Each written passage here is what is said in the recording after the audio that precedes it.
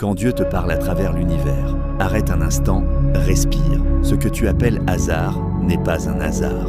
L'univers ne fonctionne pas au chaos, il fonctionne selon un ordre. Et derrière cet ordre, il y a Dieu. Chaque lever de soleil est une preuve. Dieu ne se fatigue jamais de recommencer. Même après la nuit la plus sombre, la lumière revient. Pourquoi crois-tu que ta nuit serait éternelle ? Regarde le vent, tu ne le vois pas, mais il déplace les océans, il plie les arbres, il rafraîchit la terre. Dieu agit parfois comme le vent, invisible, silencieux, mais puissant. Tu ne vois pas encore ce qu'il prépare. Mais cela ne veut pas dire qu'il ne travaille pas pour toi. Regarde l'océan, les vagues frappent, encore et encore. Elles semblent se briser, mais elles ne disparaissent jamais. Ce que la vie brise en toi n'est pas la fin, c'est un façonnement. Regarde le volcan, silencieux pendant des années. On pense qu'il est mort, mais sous la surface, le feu se prépare. Toi aussi, tu crois que rien ne change, que rien n'avance, que Dieu t'a oublié.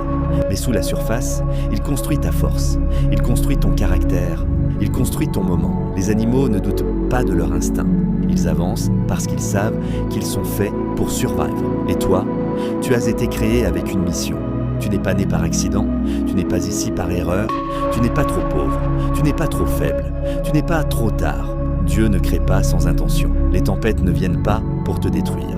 Elles viennent pour révéler la profondeur de tes racines. Peut-être que tu pleures en silence, peut-être que tu te bats seul, peut-être que personne ne voit tes efforts. Mais Dieu voit chaque larme, chaque prière, chaque combat intérieur. Et écoute bien ceci, ton retard n'est pas un refus, ton silence n'est pas un abandon, ta douleur n'est pas inutile, c'est une préparation.